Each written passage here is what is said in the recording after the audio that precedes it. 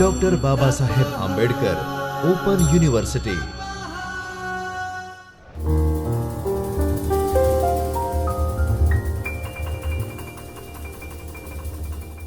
નમસ્તે. Doctor Baba Saheb Ambedkar open યુનિવર્સિટીના ચૈતન્ય સ્ટુડિયોમાંથી હું ડૉક્ટર પાયલ ચાવડા આપનું સ્વાગત કરું છું. વિદ્યાર્થી મિત્રો, આજે આપણે BA દ્વિતીય વર્ષના SKTM તથા SKTS 203 આર્ષ મહાકાવ્યના વિભાગ 1 રામાયણ સુંદરકાંડ નિયતાંશનો એકમ 1 રામાયણ એક મહાકાવ્ય તરીકે આમનો અભ્યાસ કરવાનો છે.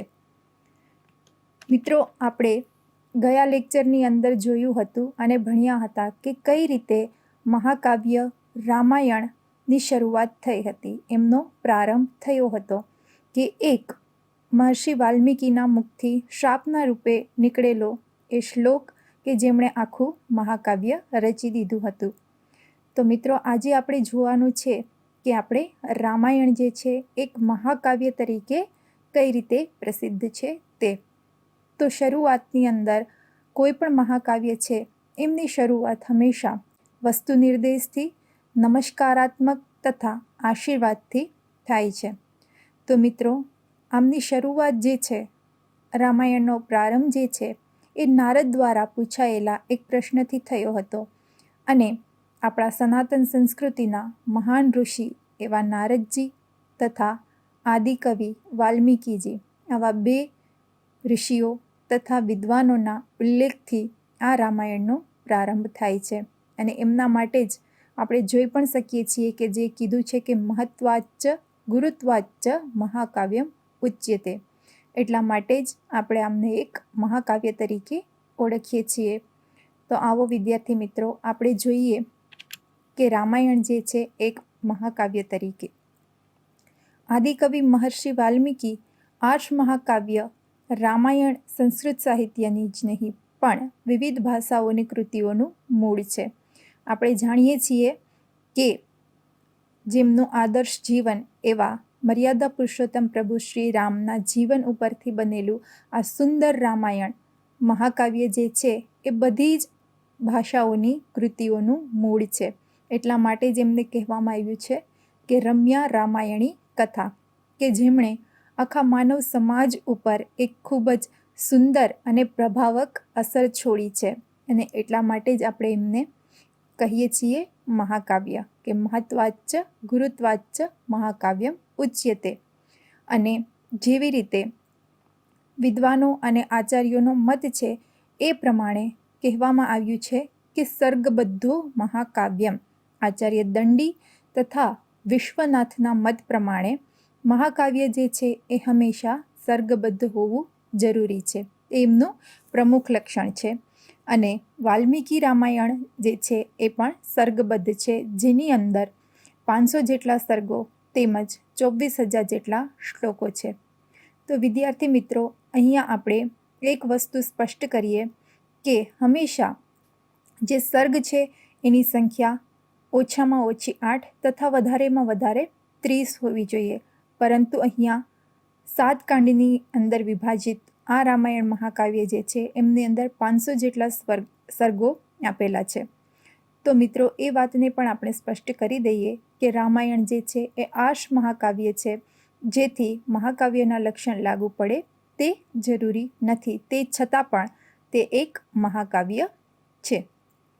આગળ કીધું કે ઇતિહાસો ઉદ્ભવમ વૃત્તમન્યત વા સજ્જનાશ્રયમ, કે મહાકાવ્ય જે છે એ તો ઐતિહાસિક હોવું જરૂરી છે અને બીજું કે કોઈ સજ્જન વ્યક્તિનું વ્યક્તિત્વ છે એ દર્શાવતું હોવું જરૂરી છે.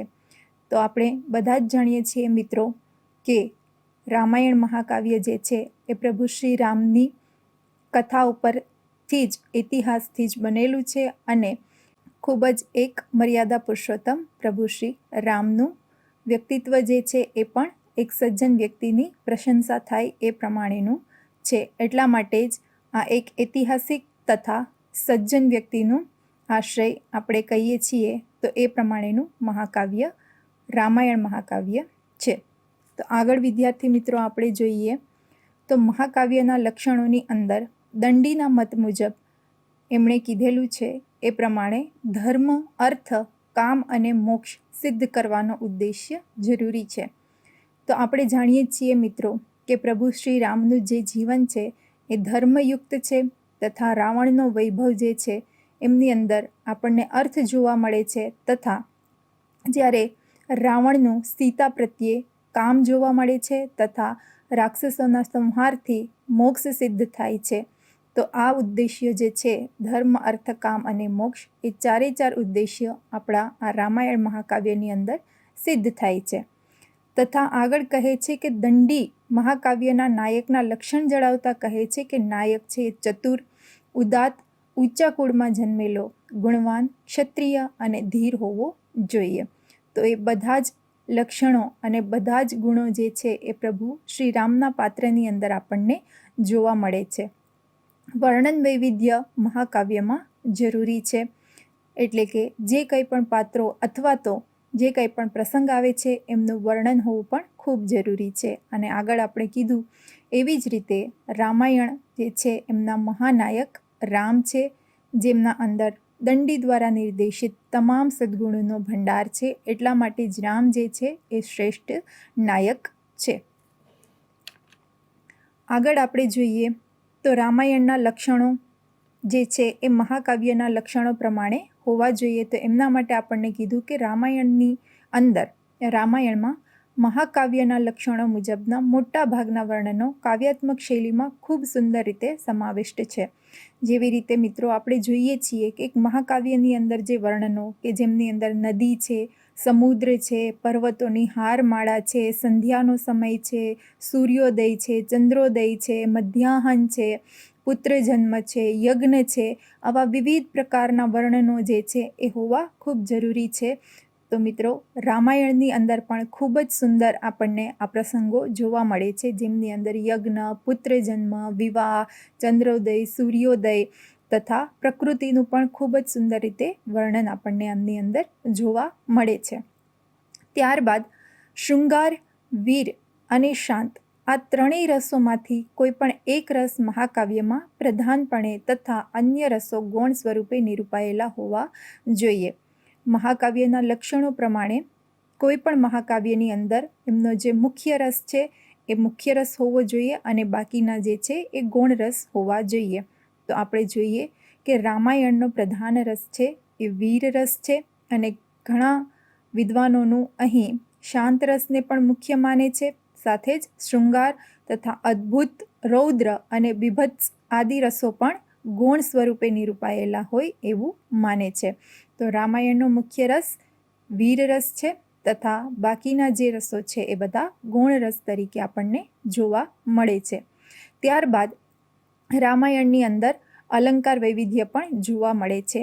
જેવી રીતે મિત્રો મહાકાવ્યની અંદર અલંકારોનું પણ વૈવિધ્ય હોવું ખૂબ જ જરૂરી છે, એ પણ એમનું એક લક્ષણ છે. તો રામાયણની અંદર પણ આપણને ઘણા બધા અલંકારો જોવા મળે છે. જેવી રીતે રામાયણમાં અલંકાર વૈવિધ્ય આપણે જોઈએ તો ઉપમા છે, ઉત્પ્રેક્ષા છે, શ્લેષ, રૂપક, અપહુનુતિ આ પ્રકારના ઘણા બધા અલંકારો છે એ વધારે પ્રમાણમાં આપણને જોવા મળે છે કે જેના દ્વારા સરસ મજાના જે રામાયણની અંદર ગ્રંથિત શ્લોકો છે એ બધાનું વર્ણન કરેલું છે. તો આ બધા આપણને અલંકારો પણ જોવા મળે છે તથા રામાયણની અંદર મોટાભાગના જે શ્લોકો છે એ અનુષ્ટુપ છંદની અંદર જોવા મળે છે.